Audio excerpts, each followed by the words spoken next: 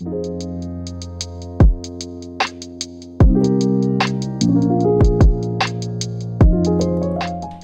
guys, welcome back to the Pressing Matters. I'm Scott. Thank you for tuning in. Thank you for your support. Before I get started with the Miles Davis Quintet, if you're new and haven't already, please consider subscribing. If you like this kind of content and you want more of it, just hit subscribe and notifications so you'll be sure to get notified when any new video goes up. So today we'll be taking a look at Relaxing with the Miles Davis Quintet, small batch one step from Craft. I unboxed it and I'm going to show you a little clip of it just so you know what happened and how this showed up. Take a look. Let's see how this looks. My knife is not too sharp.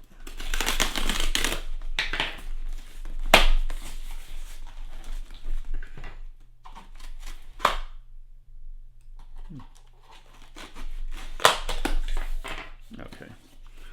Yeah, that's pretty robust.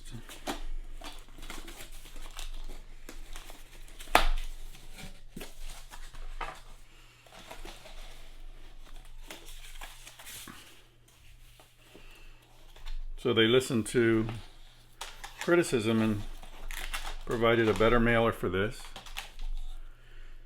Comes really protected. And shrink is a little bit pulled back here. See that? Otherwise, looks pretty good. 4990.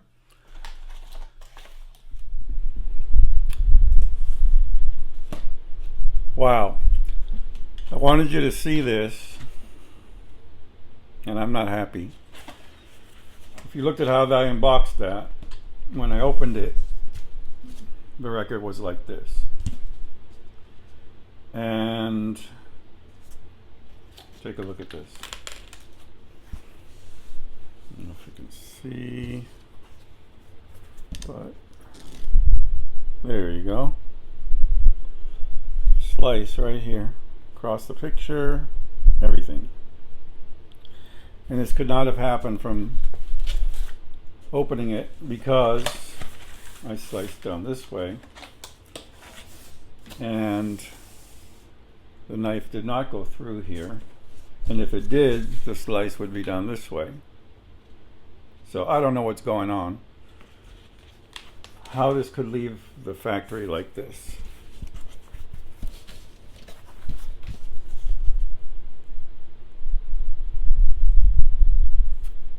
Also, a little harder to see, but look at this on the back. Really disappointed. So, as you can see, there's a little bit of an issue with the jacket. There's a big scratch across the artwork, really deep too. Deep, and I didn't cause that because I opened the box this way, and I have video proof. But anyway, not good, not good. The back has a scuff too. I reached out to Craft this morning. I already got an automatic email saying they're looking into my issue. I'm hoping to hear from their customer service person soon, and I will send her the videos and go from there. But, you know, I can't lay the blame on Craft, yet with a pricey reissue like this, the quality control should be a little better somewhere along the line, wherever this happened. It seemed to have happened at the plant because the shrink wrap was not cut. So somewhere in the processing of the final processing of the album jacket and packaging, something dragged across it, and it's unfortunate. But you know, I'm not going to hold it against it, and I'm not going to hold anything I've heard from other YouTubers and other reviewers and other forum posts about this album, because everyone has an opinion on it. And the only way to know what it's like is to listen to it on your own system with your own ears. So I take everything I hear with a grain of salt. But I made a comment on Melinda's channel. If you don't know it, check out Melinda on YouTube.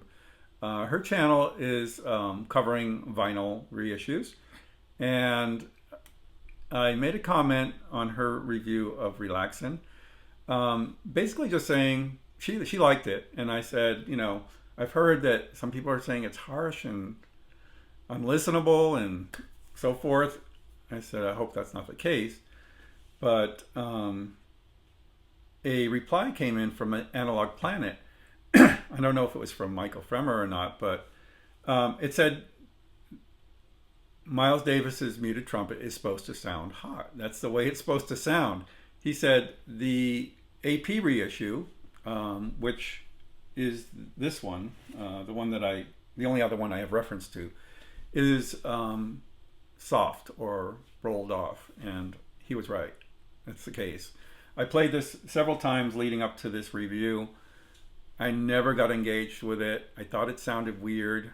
It sounded kind of flat. You know, I'm used to mono recordings. I have mono switch on my phono stage. I don't have a mono cartridge, but there was something about this that I thought sounded strange, and I think they toned down the way the trumpet comes across, and it affected the whole record.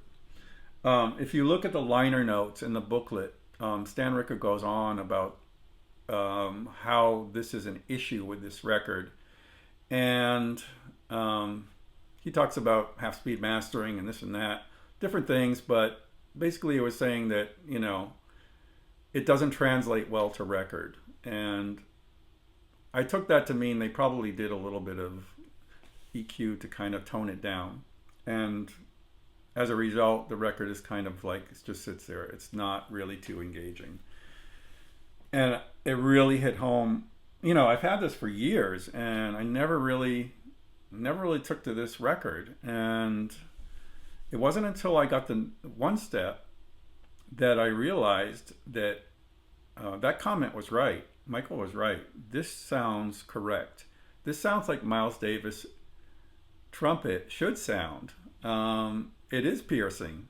It is hot. It is bright, I guess you could say. But that's not the whole record. A lot of people are saying this is unlistenable, blah, blah, it's distorted. No, I don't think so. And not in my system and with my ears. It sounded beautiful. First of all, let's talk about the vinyl. Compound is very quiet. Much more quiet than AP was getting at this time. And it was really noticeable all throughout the record, but you know, and that little bit of studio chatter that comes before some of the tracks, it was really spooky how quiet and clear it was, and that really tuned me into the compound of the record being super quiet, and it benefited the record completely throughout the record. The trumpet sounds clear, bright, and to me sounds correct. From listening to dozens of other recordings of Miles Davis, it sounds like it's supposed to. And maybe people are not used to that. I don't think it's cut hot. I don't think it's distorted. It sounds great to me. And every other instrument sounded better too. The piano sounds clear, and John Coltrane sounds great. I mean, the tone on the instrument on his instrument sounds wonderful too. The whole drive of the album is much better than this. It's totally engaging listen, and it was like a new record for me. That it was that much different, and I think it's great. I think it's a worthy successor to the other two. I haven't heard Lush Life, but I can say it's a worthy successor to Eastern Sounds. You know, maybe the timing wasn't so great because AP is going to be producing their own new version in their Prestige series, probably within several months. But I think probably this was in the pipeline, and it was the next one, and then they perhaps renewed the contract with AP. and it's just two issues are coming out at the same time. I mean, it's happening all the time lately with other titles as well. So you got a choice. You can pick this up and get a superb one-step version of it, beautifully presented, and you'll be set. You know, when the AP comes out, if you prefer the AP, you can probably sell this and not lose a penny. But I can highly recommend it, and there's still copies left. There was 5,000. Mine is 4,990.